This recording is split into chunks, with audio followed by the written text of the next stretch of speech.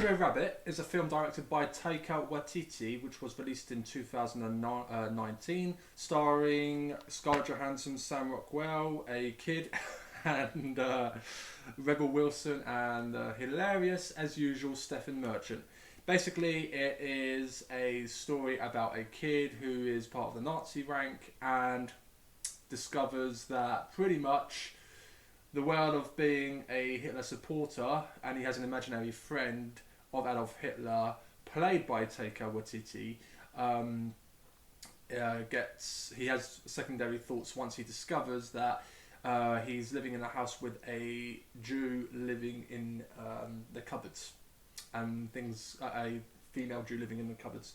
So, even though the plot is controversial, so to speak, it's a very lightweight film, but not too far ago, I saw a film called The Boy in the Stripped Pyjamas, and I've come to realise that Jojo Rabbit and The Boy in the Stripped Pyjamas are two different versions of the same movie, except one being incredibly pessimistic and one being incredibly optimistic, and Jojo Rabbit being the latter.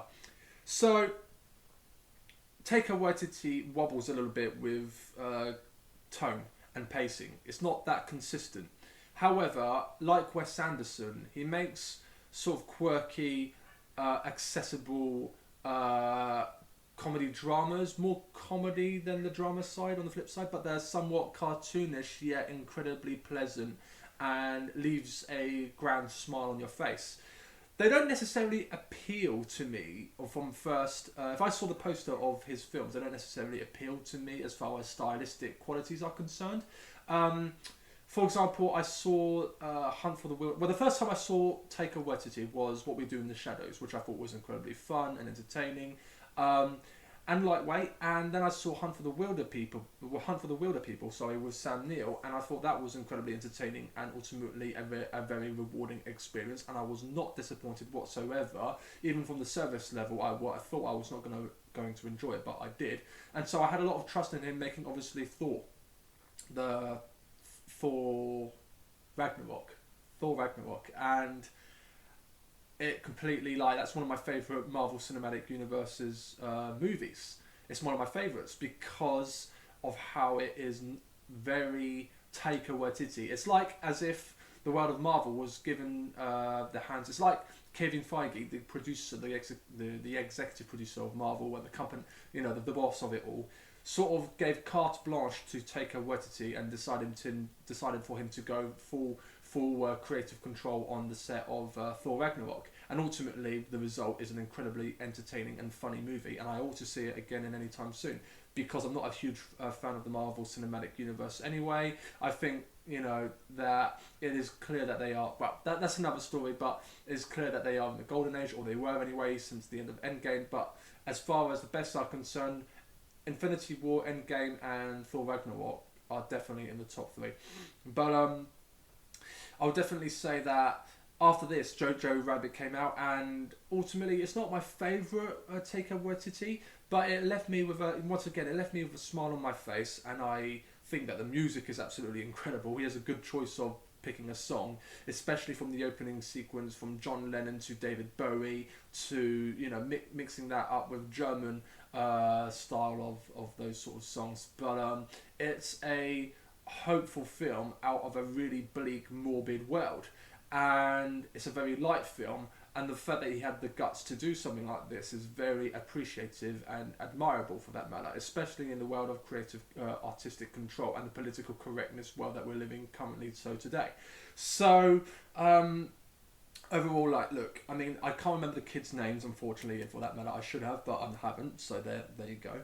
But they were good, they were great. In fact, the kid was, of course, sometimes, as it often is with films with kids and starring roles, they often do a better job than the performance of the actual adult actors. However, though, Scarlett Johansson in this was absolutely terrific, I thought. There was a scene, however, I thought, where she's basically, without spoiling everything, she's sort of playing with a kid and puts a makeup moustache, and I thought that was a little bit strange. But aside from that, I thought that her character was incredibly heartbreaking. And the film itself took a twist and a turn into. It goes from really funny, really lightweight and nice to really sort of sad and sour and, to be fair, like The Boy with the Stripped Pajamas, increasingly bleaker, but not as bleak as The Boy with the Stripped Pajamas. But I'm making comparisons because they're both very similar films. So the film ultimately is a lightweight, sad, fulfilling experiences for the whole wide audience. You know, kids can see it as well, even though the subject matter is quite bleak and even controversial for that matter. But I do believe that it is a film that is aimed completely for everybody. I think it is an enjoyable film. I think it's a very sad film, a melancholic film, and I think that Sam Rockwell as well, who, you know, is playing a not that far off a similar character from his character in Three Billboards Across Ebbing, Missouri. Rebel Wilson is in this, of course. She's deadpan funny as usual, and Stephen Merchant has like one scene in this movie. It's more like a cameo, but it's a long cameo, and he's absolutely hilarious, and he's got a strong presence as usual, and I think he's one of the most funniest comedians working out there today in the film world, so to speak. And I wish he would collaborate with Ricky Gervais again, but you can't.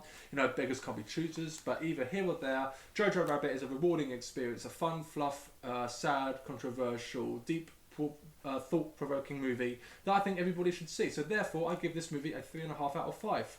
Oh yeah. So if you enjoyed my review, please subscribe, put a like, and of course, I keep saying, for some reason, I keep saying subscribe with a V at the end. Please subscribe, put a like, and there you go. There you have it. Au revoir. Arrivederci. Ciao.